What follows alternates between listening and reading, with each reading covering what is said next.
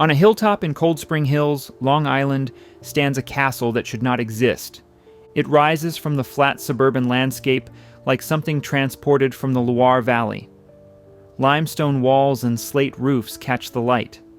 The hill beneath it is artificial, constructed over 2 years by thousands of workers who hauled trainloads of earth to create elevation where none existed. The walls are steel and concrete dressed in stone, engineered to withstand what had already taken so much from the man who built it. Otto Hermann Kahn completed Oheka Castle in 1919. He had spent 5 years and a fortune creating something permanent in a world that had shown him how quickly beauty could be destroyed. He built the second largest private residence in America, surpassed only by Biltmore. He filled it with art, music, and the most celebrated guests of the age. Then he died, and his creation began to die with him. The estate passed through hands that cared nothing for its grandeur. Sanitation workers used it as a retreat. Military cadets marched through halls where royalty had once danced. When the last institution abandoned it, vandals moved in. They stripped the copper pipes, smashed the windows, spray-painted the walls. They also tried to burn it down. More than 100 times, fires were set inside Oheka Castle during its years of abandonment. Every single attempt failed. The fireproof construction that Kahn had demanded continued to protect his creation decades after his death, long after anyone else cared whether it survived. Today, the castle has risen again. The story of how it fell and how it returned spans more than a century. It begins in Germany in 1867 with the birth of a boy who dreamed of music. Chapter 1. The Banker from Mannheim. Otto Hermann Kahn was born on February 21, 1867, in Mannheim, Germany. His father, Bernhard, had lived through revolution. In 1848, the elder Kahn had joined the failed uprising against the German monarchies, then fled to America when the authorities closed in. He returned to Germany only after the political situation stabilized, settling in Mannheim to raise a family. The Kahns were Jewish, cultured, and comfortable. Music filled their household. Young Otto took up the violin, then the cello. He showed genuine talent. For a time, he dreamed of a life on the concert stage, imagined himself performing in the great halls of Europe. His father had different plans. Bernhard Kahn had seen enough of political instability and artistic poverty to value financial security above all else. When Otto was 17, his father ended the discussion about a musical career. He secured the boy a position as a junior clerk at a bank in Karlsruhe. The aspiring musician would become a banker instead. Otto proved exceptional at his new profession. Numbers came as naturally to him as notes once had. He advanced quickly, absorbing the mechanics of finance with the same intensity he had once devoted to his instruments. At 21, he fulfilled his mandatory military service, joining the Kaiser's Hussars for 1 year. The cavalry regiment was among the most prestigious in the German military. Kahn emerged from his service with the bearing of an officer, the discipline of a soldier, and a network of connections that would serve him well in the years ahead. Deutsche Bank recognized his talents. They brought him to their Berlin headquarters, then transferred him to their London office. In England, Kahn flourished.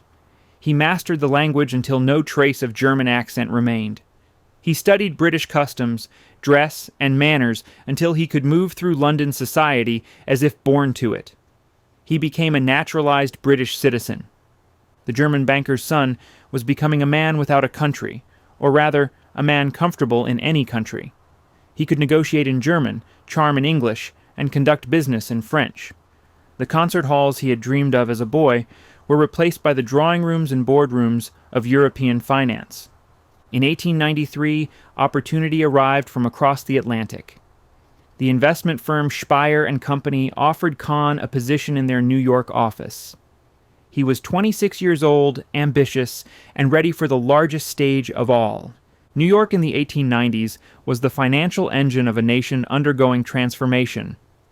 Railroads pushed across the continent, steel mills multiplied, industries rose and fell with fortunes attached to each.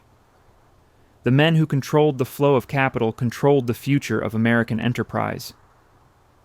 Kahn arrived determined to join their ranks. Within 3 years, he had made himself indispensable at Speyer and attracted the attention of the most powerful banking house in the country. On January 8, 1896, he married Addie Wolfe. She was the daughter of Abraham Wolfe, a partner at Kuhn, Loeb and Company, the investment bank second in influence only to J.P. Morgan himself. The marriage was a love match, but it was also a strategic alliance that positioned Kahn at the center of American financial power. Less than a year later, on January 1, 1897, Otto Kahn became a partner at Kuhn, Loeb and Company. He was 29 years old. At Kuhn, Loeb Kahn found his perfect partner in Edward Henry Harriman. Harriman was everything Kahn was not: rough-edged, plain-spoken, American to his core. But the two men shared an understanding of railroads and an appetite for bold moves. They became so close that observers said they operated like brothers despite their opposite temperaments. Together, they reorganized the Union Pacific Railroad, transforming a bankrupt system into one of the most profitable in the nation. They restructured the Baltimore and Ohio. They took control of the Southern Pacific Railroad by railroad. They built an empire of iron and steam that stretched from coast to coast. The financial press began calling Kahn the ablest reorganizer of railroads in America. His reputation grew with each successful deal. When Time magazine featured him on its cover, they called him the King of New York. In 1917, with America entering the World War against Germany, Kahn made a final break with his past. He renounced his British citizenship and became an American. The boy from Mannheim had completed his transformation. He was now, fully and legally, an American citizen at the height of American power. But finance alone could not satisfy Otto Kahn. The musical dreams of his youth had never entirely faded. He had merely found another way to fulfill them, one that would make him as famous in the world of culture as he was in the world of commerce. Chapter 2: Patron of the Arts. The boy who had been forced to abandon his musical dreams never stopped loving music. Otto Kahn had traded the violin for ledgers, but the passion remained. As his fortune grew, he found another way to participate in the art he cherished. He would not perform. He would make performance possible for others. The Metropolitan Opera in the early 1900s was the cultural heart of wealthy New York. To hold a box at the Met was to hold a position in society itself. The Opera House on Broadway and 39th Street glittered with diamonds and ambition every season. Yet the institution behind the glamour was struggling. Management was inconsistent. Productions were uneven. Finances remained precarious. Kahn saw opportunity where others saw only entertainment. In 1903, he became a stockholder in the Metropolitan Opera Company. He did not come merely to write checks and attend premieres. He came to transform the institution. By 1907, the situation had reached a crisis. Heinrich Conried, the managing director, had driven the company into artistic and financial difficulty. Kahn moved decisively. Together with William K. Vanderbilt, he purchased Conried's controlling interest. Each man contributed $100,000. Kahn then engineered what would become the defining move of his cultural career. He went to Milan. La Scala was the greatest opera house in the world. Its success rested on two men. Giulio Gatti Casazza served as the brilliant general manager. Arturo Toscanini was the volcanic conductor whose perfectionism had made La Scala's productions legendary. Kahn wanted them both. He offered salaries that La Scala could not match and promised them complete artistic freedom. In 1908, Gatti Casazza and Toscanini arrived in New York. The Metropolitan Opera would never be the same. Under their leadership, with Kahn's money and influence behind them, the Met became one of the premier opera companies on earth. Productions reached new levels of excellence. The world's greatest singers competed for the privilege of appearing on its stage. Kahn served as chairman of the board, then as president from 1918 to 1931. By the time of his death, he owned 84% of the company's stock. Yet even at the height of his power, the old barriers remained. The Metropolitan Opera's original 35 boxes were held by the oldest Protestant families of New York. No Jew had ever been permitted to own one. Kahn, despite financing the company's transformation, despite his presidency, despite owning nearly the entire enterprise, could not purchase a box for himself. He handled the insult with characteristic grace. He maintained a box, but never sat in it. Instead, he lent it to guests, allowing others to enjoy what society would not permit him to claim. His patronage extended far beyond the opera house. Kahn believed that wealth carried obligations. Those who had prospered in America owed something to American culture.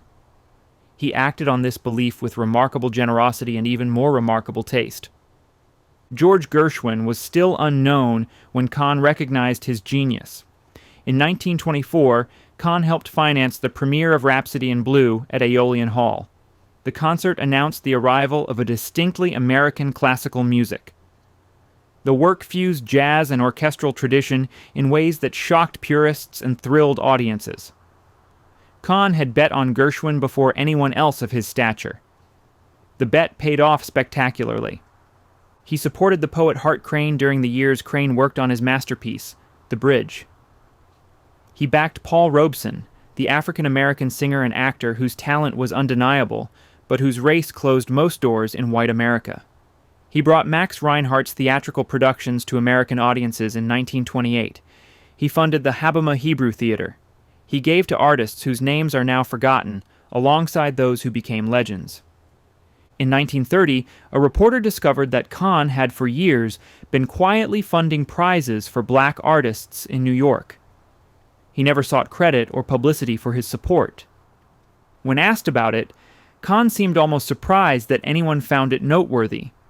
Talent was talent. What did race have to do with it? His family grew alongside his influence. He and Addie had 4 children. Maud was born in 1897. Margaret followed in 1901. Gilbert arrived in 1903. Roger Wolfe came last, in 1907. The children were raised amid extraordinary privilege, but also amid extraordinary culture. Art, music, and literature were not luxuries in the Kahn household. They were essentials. Roger proved that his father's love of music had passed to the next generation, though in a form Kahn might not have expected. As a teenager, Roger fell in love with jazz. At 16, he purchased his own orchestra. He practiced in the ballroom of the family's Manhattan mansion at 1 East 91st Street. Kahn had completed the house in 1918. It contained 80 rooms designed in the Italian Renaissance style. Its ballroom had heard private concerts conducted by the greatest maestros of the age. Now it echoed with the sounds of Roger Wolfe Kahn and his band rehearsing hot jazz. Otto Kahn tolerated his son's musical rebellion with amusement. He had been denied his own musical career. Perhaps it pleased him to see Roger pursue one, even if the music was not what he would have chosen.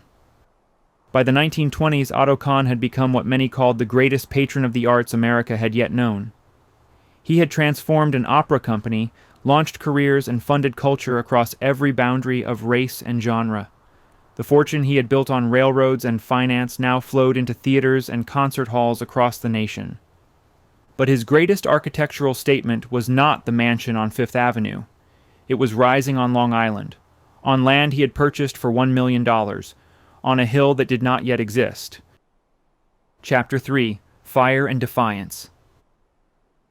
In 1905, Otto Kahn lost everything that could not be replaced. His country estate in Morristown, New Jersey had been a wedding gift from his father-in-law, Abraham Wolfe. Cedar Court was designed by Carrere and Hastings, the architects who would later create the New York Public Library. Kahn had filled the house with art gathered from across Europe: paintings, sculptures, tapestries. He did not think of himself as an owner of these things. He considered himself their temporary guardian, preserving beauty for future generations. Then flames consumed it all. The fire spread too quickly for anything to be saved. Kahn stood and watched as Cedar Court burned. The collection he had assembled with such care turned to ash. Insurance could replace the structure.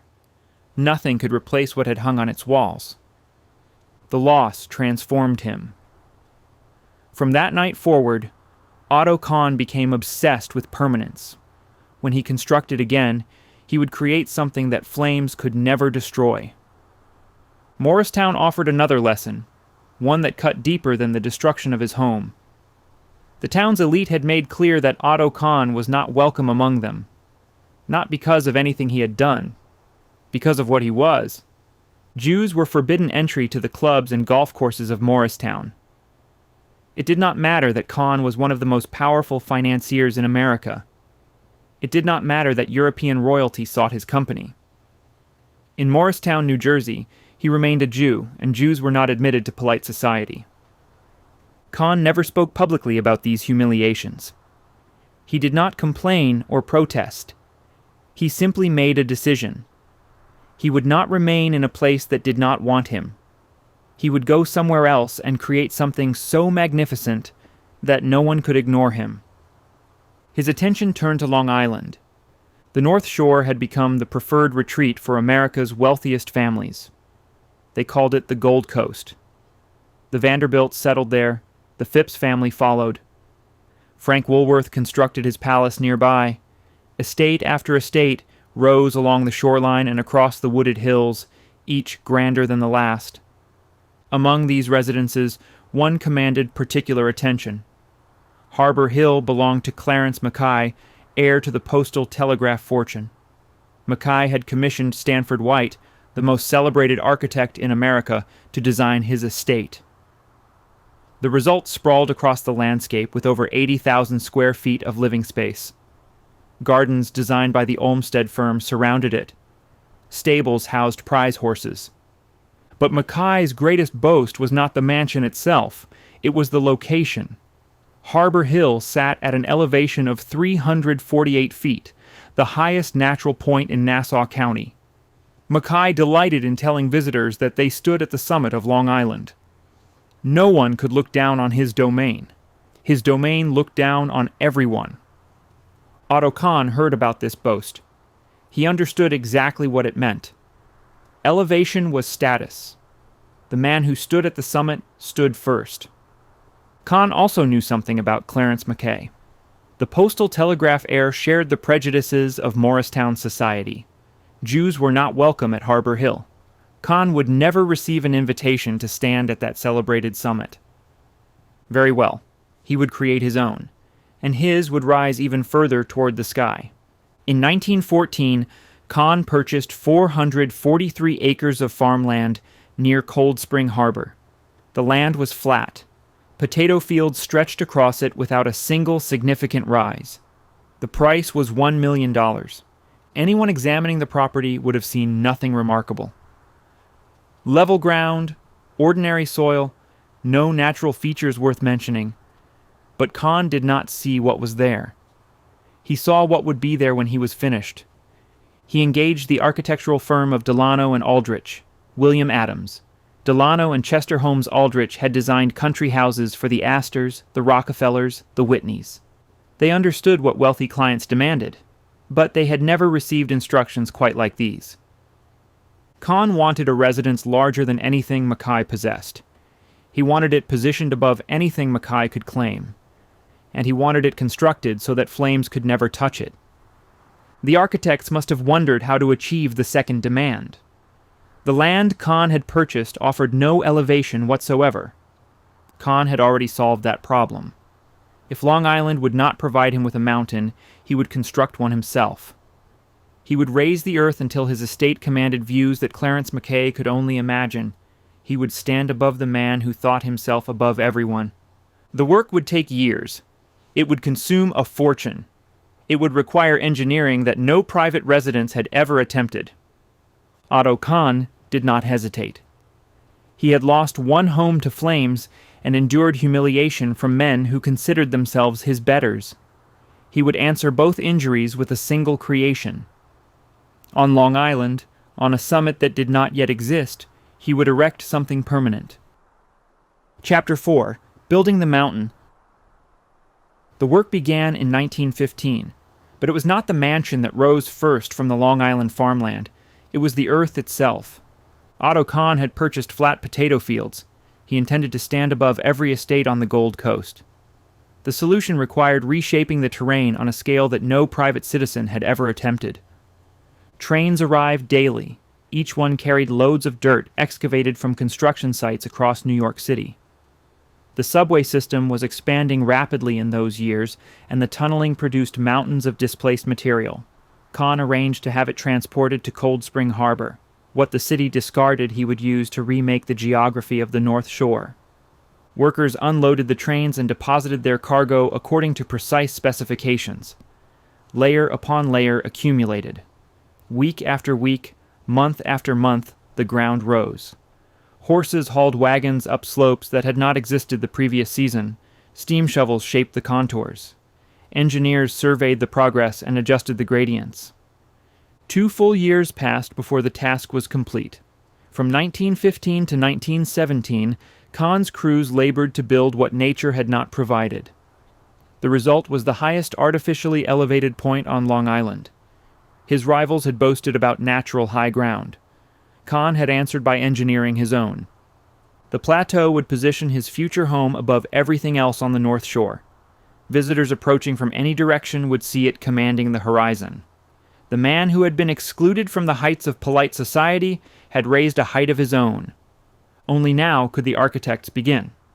William Adams Delano and Chester Holmes Aldrich had established themselves as the preferred firm for America's wealthiest families.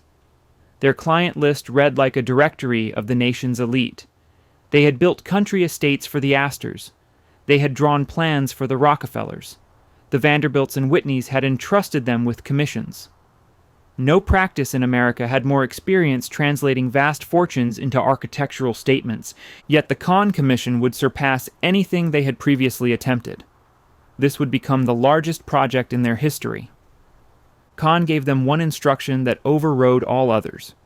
The structure must be completely resistant to flames. He had watched one home turn to ash. He would not watch another.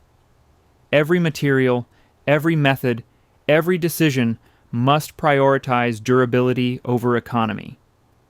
Cost was not a consideration. Survival was. Delano and Aldrich understood. They would draw plans for a house that combined the grandeur of a French chateau with the engineering of a modern fortress. Steel and concrete would form its skeleton. Stone would dress its exterior. The walls would reach thicknesses that seemed more appropriate for a bank vault than a country retreat. While the architects developed their drawings, Kahn assembled an exceptional team of ground shapers. The Olmsted Brothers firm would handle the surrounding acreage. Frederick Law Olmsted Jr. and John Charles Olmsted carried forward their father's legacy. The elder Olmsted had shaped Central Park. His sons now commanded the most prestigious practice of their kind in the nation. For the intimate garden spaces, Kahn engaged Beatrix Farron. She was among the founding members of the American Society of Landscape Architects and one of the few women practicing at the highest levels of the profession. Her work combined botanical expertise with artistic sensitivity. She would fashion garden rooms and contemplative spaces within the larger Olmsted framework. The property would also include a golf course. Kahn hired Seth Rayner to lay out 18 holes winding through the grounds. Rayner had trained under Charles Blair Macdonald, the father of American golf course architecture. The course would provide recreation for Kahn and his guests while ensuring that the acreage remained too extensive for neighbors to overlook. By 1917, the artificial elevation stood complete. The architectural drawings were finalized. The ground plans were approved. The team Kahn had assembled represented exceptional talent in their respective fields. Now the mansion itself could rise. The total expenditure would eventually reach $11 million. In an era when a comfortable house cost a few thousand, Kahn was spending a sum equivalent to more than $150 million in later currency. The figure reflected not extravagance but determination. He was purchasing something that would endure. He was constructing proof that fire and prejudice could not diminish him. Above Cold Spring Harbor, workers prepared to erect the structure that would become the second largest private home in America. Otto Kahn had reshaped the land. Now he would crown it with a palace. Chapter 5. A Fireproof Palace. Construction of the mansion began in 1917 and continued for 2 years. What rose on the artificial plateau above Cold Spring Harbor was unlike any private home America had seen.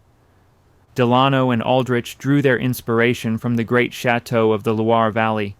The style was chateauesque, a French Renaissance revival that had become fashionable among the American elite. But where other architects used this vocabulary for decorative effect, Delano and Aldrich were building something meant to survive centuries. The skeleton was steel and reinforced concrete. No wooden beams supported the floors, no timber framed the walls. Every structural element was fireproof. Some exterior walls reached 30 inches in thickness. The mass was deliberate. Kahn wanted a fortress dressed as a palace. Stone clad the exterior. Much of it came from cobblestones pulled from New York City streets, their surfaces already weathered to suggest age. Carrara marble arrived from Italy. Terracotta blocks formed decorative elements. The combination gave the facade an appearance of European antiquity despite its modern engineering. The scale was staggering. The completed structure contained 109,000 square feet of interior space. This made it the second largest private dwelling in America, exceeded only by Biltmore in North Carolina. It remained the largest private home ever constructed in New York State. The mansion was twice the size of the White House. Inside were 127 rooms. 39 fireplaces provided warmth, though the building also featured modern heating systems. The number of rooms required a staff of 126 full-time servants to maintain. They worked in shifts to keep the household running, invisible armies ensuring that every surface gleamed and every need was anticipated. The grand staircase announced the ambition of the entire enterprise. Kahn had instructed his architects to study the Château de Fontainebleau, the French royal palace that had housed monarchs for 4 centuries. The ironwork railing that curved up through the central hall took craftsmen 2 months to complete. Every scroll and flourish was shaped by hand. The library demonstrated another technique that prioritized beauty over practicality. Its walls appeared to be paneled in rich wood, the kind of carved surfaces one might find in an English manor house. In fact, they were plaster, painted by specialists in a method called faux bois, to imitate grain and texture. Real wood could burn, painted plaster could not. Even the aesthetic choices served the obsession with permanence. Behind one section of library shelving, a hidden door led to a small chamber marked on plans as the secretary's office.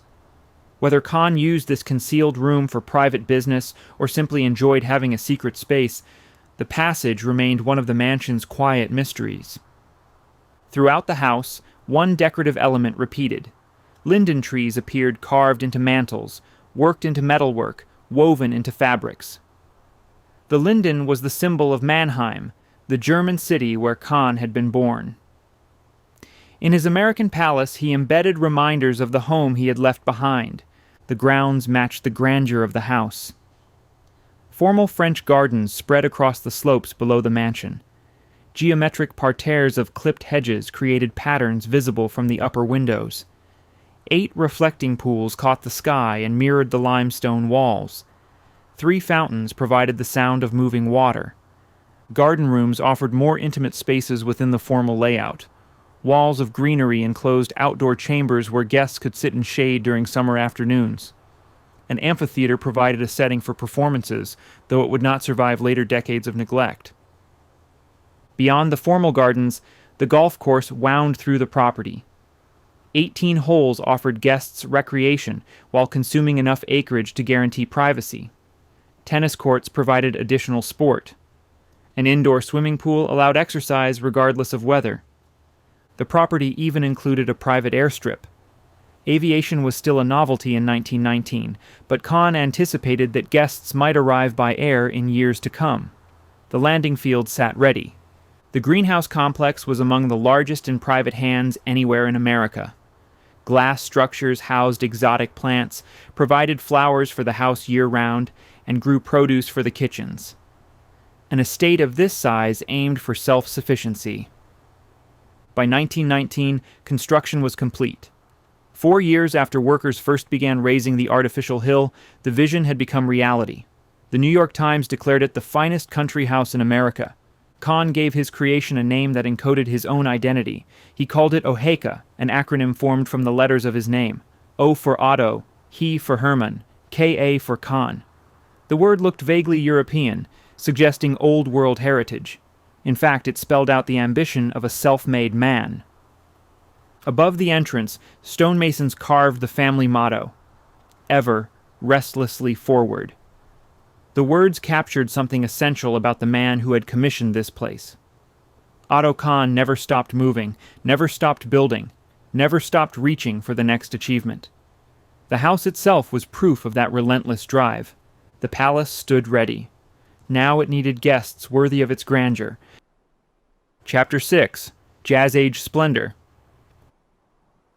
Oheka was completed in 1919. The timing could not have been more fortunate. The war had ended. Prohibition had begun, though it would prove more performance than reality among the wealthy. The economy was surging. A decade of excess was about to unfold, and Otto Kahn had just finished building the perfect stage for it. The mansion became the Kahn family's summer residence. Addie and the children spent the warm months there, escaping the heat of Manhattan. Otto commuted from the city, arriving on weekends to find his palace filled with guests and alive with activity. The parties at Oheka became legendary. Orchestras played in the ballroom, while couples danced beneath crystal chandeliers. Dinners seated 50 or more guests at tables glittering with silver and crystal. Each visitor was assigned a personal valet for the duration of their stay. The staff of 126 worked in seamless coordination to ensure that every need was met before it was spoken. The guest lists read like a census of international celebrity. European royalty crossed the Atlantic and made their way to Cold Spring Harbor. Heads of state accepted invitations. The titans of American industry came to see what their peer had created. Hollywood discovered Oheka. The film industry was young and hungry for sophistication, and Kahn offered access to a world most actors had only pretended to inhabit. Charlie Chaplin became a frequent visitor. The little tramp on screen was a witty conversationalist at dinner, and he and Kahn developed a genuine friendship. Harpo Marx brought his particular brand of chaos to the formal gardens. Douglas Fairbanks, the swashbuckling star of adventure films, found himself surrounded by the real wealth his characters often pursued. Musicians and composers who had benefited from Kahn's patronage in the city now visited him in the country. Artists whose careers he had supported arrived for weekends that stretched into weeks. The ballroom that had been designed for formal occasions echoed with jazz as readily as with waltzes. Yet amid all the glamour, Oheka also hosted more intimate celebrations. In the 1920s, Maud Kahn became the first bride to marry at her father's estate. The ceremony took place in the grand ballroom, beneath the same chandeliers that had illuminated countless parties. The wedding established a tradition that would continue long after the Kahn family departed. Oheka would become famous for weddings, though no one could have predicted that during Maud's celebration. The estate attracted attention beyond its guest lists. Writers and artists who never received invitations nonetheless knew about the palace on the hill.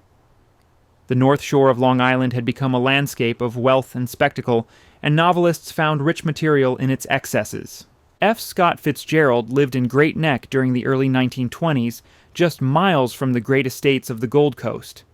He attended parties at mansions much like Oheka. He observed the mixture of old money and new, the desperate pursuit of status, the hollow glitter beneath the champagne bubbles. In 1925, he published The Great Gatsby. Fitzgerald's novel described a mysterious millionaire named J. Gatsby who built a colossal mansion on Long Island's North Shore. Gatsby threw lavish parties hoping to attract the attention of a woman from his past. The house was a stage set for longing and illusion. Literary historians have debated which real estate inspired Gatsby's fictional mansion. Several candidates exist along the Gold Coast. Oheka has always been among the leading possibilities. The scale, the location, the theatrical grandeur, the sense of a self-made man announcing his arrival through architecture. Whether Fitzgerald had Oheka specifically in mind, or simply absorbed its atmosphere along with a dozen similar estates, the connection has persisted in popular imagination. The mansion would later appear in another work that explored wealth and its discontents. In 1941, Orson Welles released Citizen Kane, his portrait of a newspaper tycoon whose vast accumulations could not purchase happiness. The film required images of Xanadu, Kane's fictional estate. Wells and his team used photographs of Oheka to establish the scale and grandeur of that imaginary palace. The real house became the visual foundation for one of cinema's most famous symbols of empty achievement. But in the 1920s, no one at Oheka was thinking about decline or disappointment. The parties continued.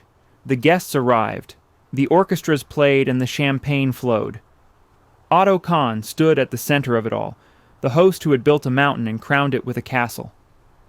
Then came October of 1929. The stock market collapsed. The fortunes that had sustained the Jazz Age evaporated in days. The party was over, though no one at Oheka could yet understand how completely everything was about to change. Chapter 7. The Fall of the King. The crash came in October of 1929. In a matter of days, the prosperity of the decade evaporated. Fortunes that had seemed permanent vanished into panic and paper losses. The men who had ruled Wall Street found themselves scrambling to survive. Otto Kahn was among them. The exact scale of his losses remains uncertain, but contemporary accounts placed the figure above $50 million. The resources that had funded opera companies and artists, that had raised a mountain and built a palace upon it, shrank dramatically. For 3 consecutive years, 1930 through 1932, Kahn paid no federal income tax.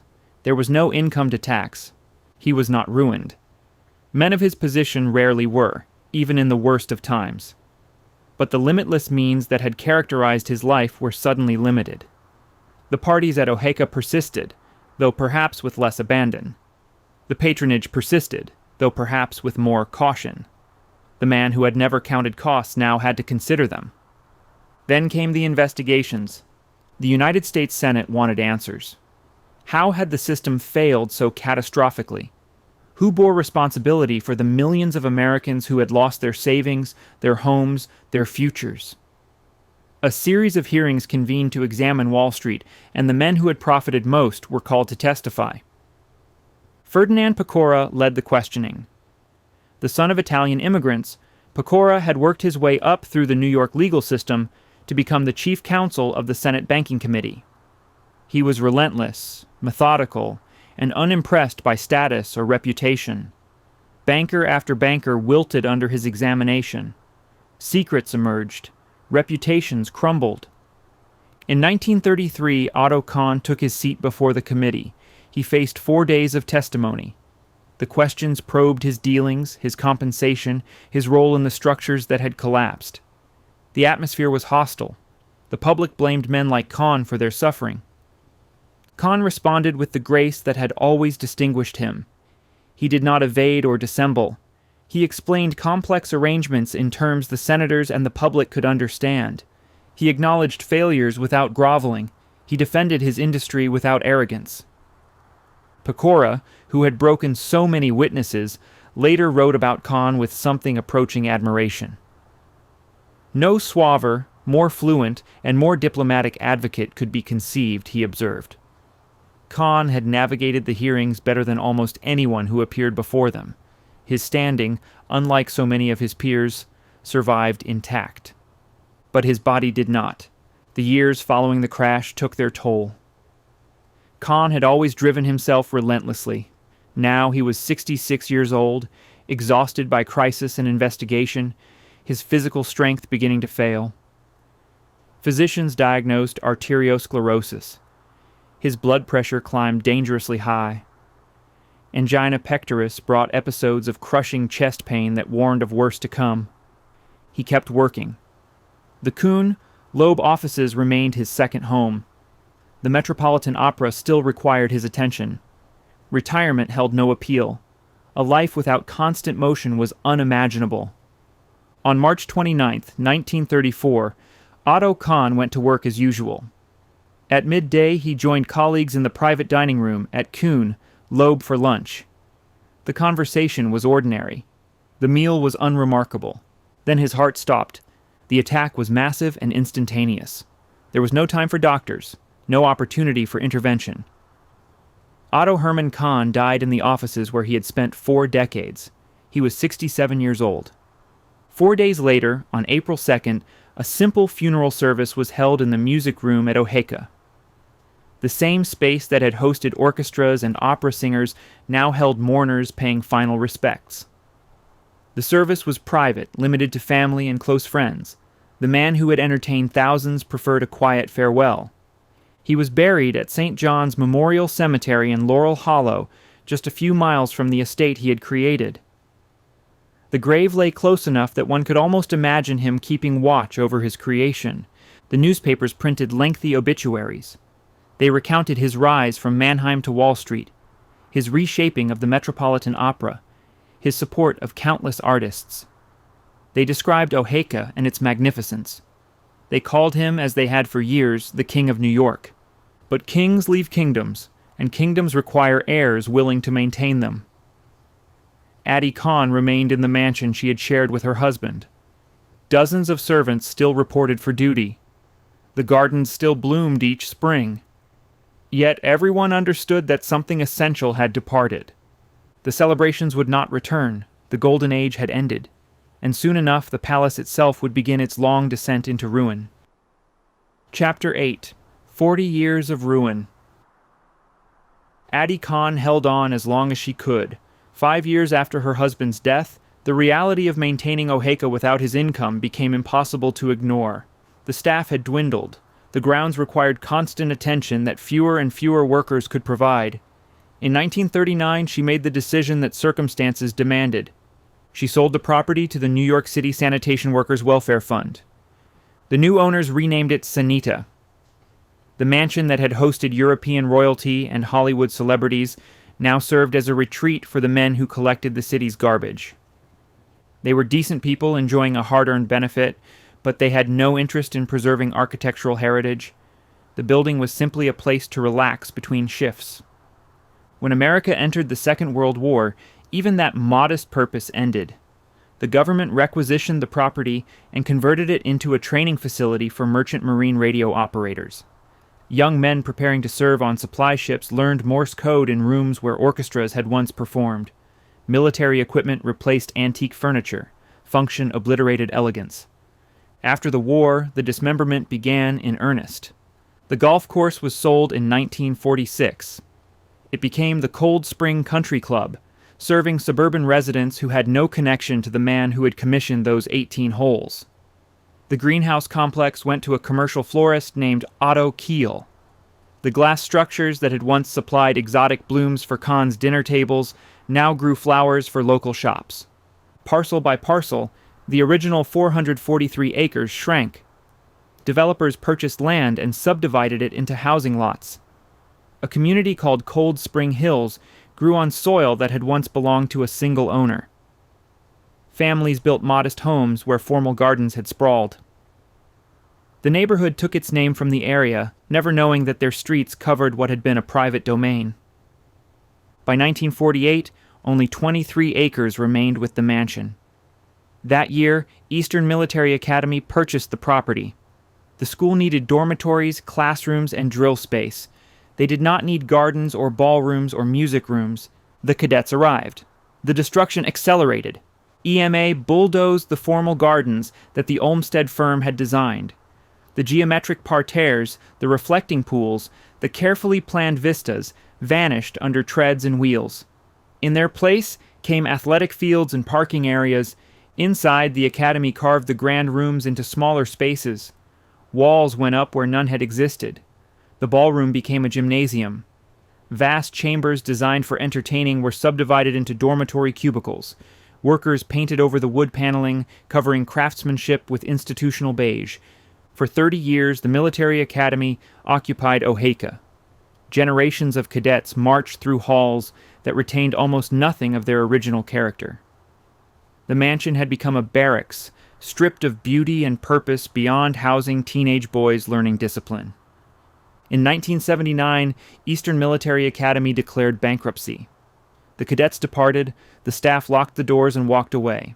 No buyer appeared. The building sat empty. Word spread that the great house on the hill had been abandoned. First came the curious teenagers looking for adventure in the echoing corridors. Then came those with darker purposes. Vandals attacked systematically. They smashed every window they could reach. They spray-painted graffiti across walls that had once displayed museum-quality art. They tore doors from hinges and carried them away. Scavengers stripped the copper pipes and sold them for scrap. They ripped out electrical wiring. They took anything that could be converted to cash. Squatters moved into the shell.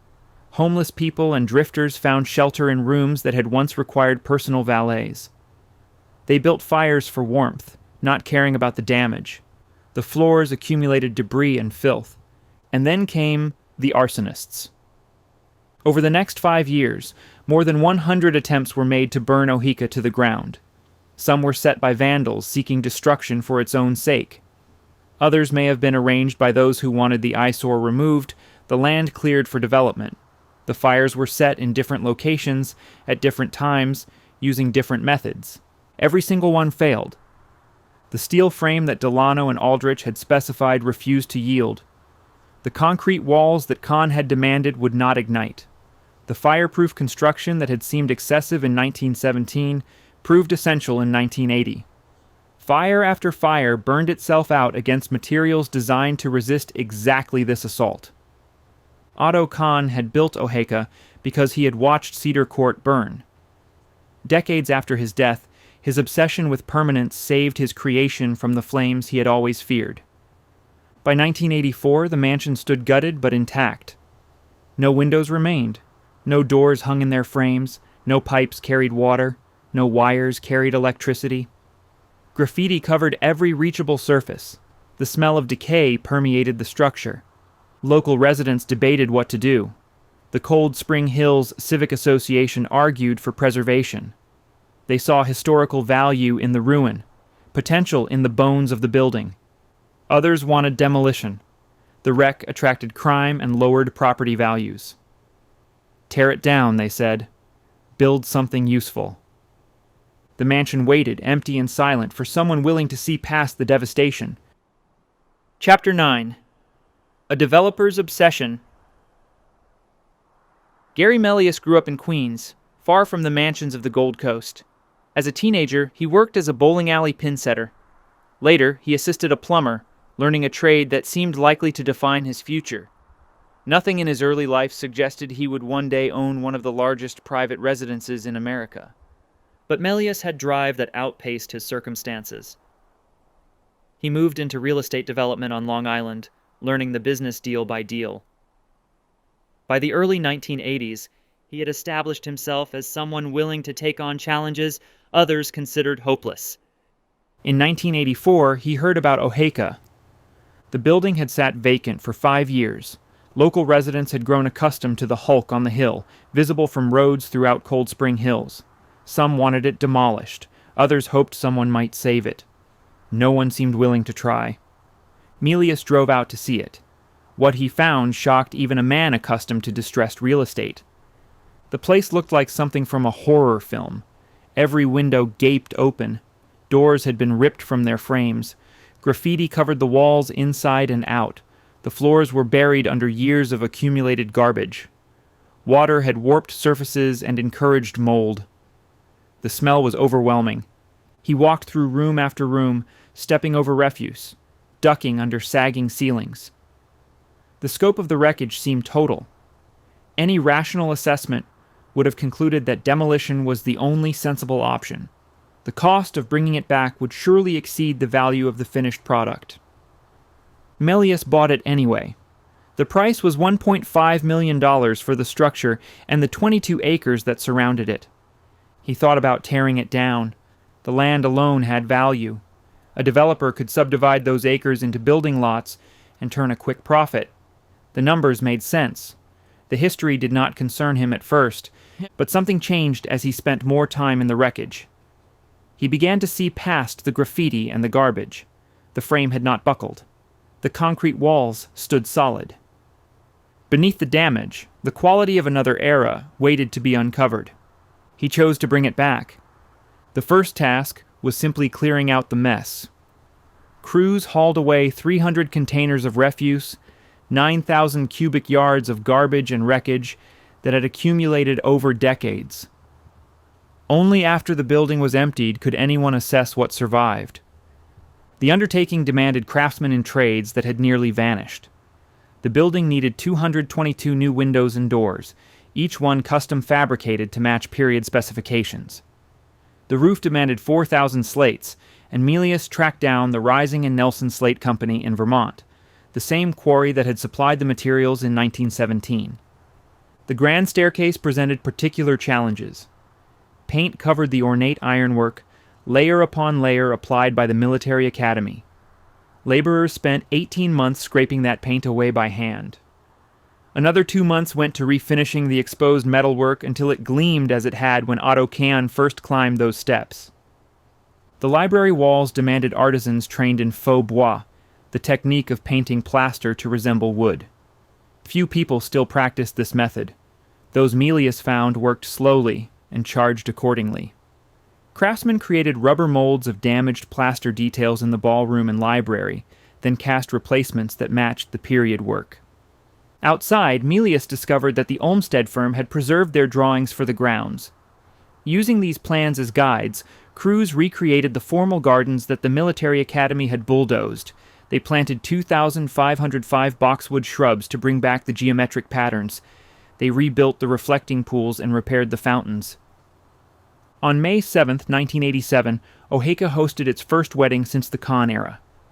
A bride and groom exchanged vows in the ballroom. The event proved that the building could function as a venue, that people would pay to celebrate in a space with such history and elegance.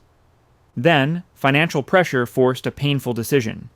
In 1988, Mealyus sold to Hideki Yokoi, a Japanese businessman, for $22.5 million. The profit was substantial, but Mealyus had not finished his work. He watched from a distance as others controlled what he had salvaged. The Yokoi ownership proved troubled. Legal disputes arose. In 1998, the holding passed to Yokoi's daughter and son-in-law following a lawsuit. They struggled to maintain it properly. The revival that Mealyus had begun showed signs of stalling. Mealyus negotiated his return. First, he secured a lease to operate the venue. Then, in 2003, he reacquired full control. The exact price stayed private, but reports placed it around $30 million. He had sold for $22 million and bought back for $30. The financial logic made no sense unless saving the place mattered more than profit. He established Friends of Oheka, a non-profit organization dedicated to continued preservation. The work resumed. By the time he finished, Mealyus had invested more than $40 million. It stood as the largest private residential renewal in American history. The family moved into the third floor. Gary Mealyus and his wife occupied the same rooms where Otto and Addie Kahn had once slept. Nearly a century after the builder's death, someone again called Oheka home. The effort reached 85% completion. Some spaces awaited funds or craftsmen, but the building had returned to life. The vision that Otto Kahn had realized and that decades of neglect had nearly destroyed now stood ready for its next chapter. Chapter 10. The Castle Reborn. The weddings came first by the dozens, then by the hundreds. Word spread through Long Island and beyond that something special had returned to Cold Spring Hills. Brides who dreamed of fairy tale settings discovered a genuine chateau waiting for them. The ballroom where Maud Kahn had exchanged vows in the 1920s now hosted ceremonies nearly every weekend. The grounds that workers had painstakingly rebuilt provided backdrops for photographs that looked like scenes from a distant age. By the 2000s, Oheka was hosting approximately 200 celebrations each year. The site fee alone exceeded $15,000. Couples paid between $395 and more than $1,000 per night to stay in one of the 32 guest rooms and suites. The accommodations carried names that honored what had come before. The Gatsby Suite, the Olmsted Suite, the Carnegie Suite. Television ranked Oheka the most unforgettable venue in America. The designation drew more attention, more bookings, more revenue. The structure that had nearly been demolished was now generating millions annually. Celebrity couples discovered the appeal. In 2009, Kevin Jonas of the Jonas Brothers wed Danielle DeLisa in the formal gardens. The ceremony made entertainment news across the country. The following year, an even more prominent couple arrived. Anthony Weiner, then a congressman from New York, wed Huma Abedin, a senior aide to Hillary Clinton. Former President Bill Clinton officiated. The guest list read like a directory of Democratic Party power. Football Hall of Famer Curtis Martin chose Oheka for his ceremony. Joey Fatone of NSYNC did the same. Television journalist Megyn Kelly exchanged vows there. Singer Brian McKnight selected the ballroom for his celebration. Each event generated publicity that no advertising budget could have purchased. Hollywood arrived as well, though now the crews came to shoot rather than to party. The USA Network series Royal Pains used Oheka as the fictional Shadow Pond estate from 2009 through 2016. Viewers across America watched the property every week without knowing its true origins. In 2014, Taylor Swift shot her music video for Blank Space at Oheka. The song became one of the biggest hits of the year, and the video accumulated billions of views. Swift played a vengeful lover, destroying a luxurious home that belonged to her unfaithful boyfriend. She smashed paintings and attacked cars while the estate provided the backdrop. For millions of young viewers, Oheka became synonymous with dramatic opulence and romantic betrayal. The HBO series Succession used Oheka for its second season. The show about a dysfunctional media dynasty needed locations, suggesting corporate intrigue and family conflict. The house that Otto Kahn had constructed to display his achievements now portrayed fictional billionaires and their troubles. Official recognition followed commercial triumph. In 2004, Oheka was added to the National Register of Historic Places.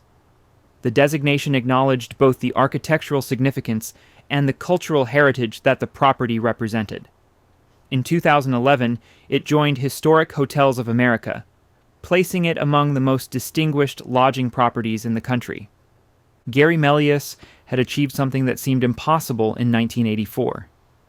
The wreck he had purchased for less than $2 million was now valued at nearly $100 million. The property that arsonists had attacked more than 100 times stood more handsome than it had been in decades. Then violence found its way to Cold Spring Hills. On February 24, 2014, Melius walked out a side door around noon. He was heading to meet Al D'Amato, the former United States Senator, for lunch. A vehicle sat in the parking area. Someone had been waiting inside it for more than 2 hours. A masked gunman opened fire through the driver's side window. A bullet struck Melius in the head. He survived. Despite the wound, he managed to walk back inside. His daughter drove him to the hospital. Emergency surgery saved his life. The attacker escaped and was never identified. Police characterized the shooting as an assassination attempt rather than a robbery. D'Amato told reporters bluntly that this was not a random act. Someone had wanted Gary Melius dead. A reward of $100,000 was offered for information leading to an arrest. Years passed. The case grew cold. No one was ever charged. Melius recovered and returned to running his property, but the mystery of who had tried to kill him remained unsolved. More than a decade later, financial troubles threatened what violence could not destroy. On July 31, 2025, Oheka filed for Chapter 11 bankruptcy protection. Court documents listed $63 million in liabilities against $93 million in assets. The filing aimed to prevent foreclosure and allow the business to reorganize. The future remains uncertain as these words are written. Whether Melius will retain control, whether new owners will emerge, whether the property will continue hosting celebrations or find some other purpose, no one can say. What can be said is that Oheka has already defied every force that sought to destroy it. Fire could not consume it. Neglect could not crumble it. Vandals could not wreck it beyond repair. An assassin could not kill the man who saved it. Financial pressure has tested it before and been overcome. Otto Kahn constructed this place because he had lost a home to flames and suffered humiliation from men who considered themselves his betters. He wanted something that would endure, something that would outlast prejudice and disaster. He manufactured a summit where none existed and crowned it with a fortress that fire could never claim. A century later, that fortress holds. Brides descend the grand staircase that took craftsmen months to complete. Guests occupy rooms where the Kahns once entertained royalty. The gardens flower each spring, following plans drawn more than 100 years ago. Above the entrance, carved in stone, the family motto endures: ever restlessly forward. Otto Kahn never ceased building, never ceased reaching, never ceased proving what will and vision could accomplish. Neither has his creation.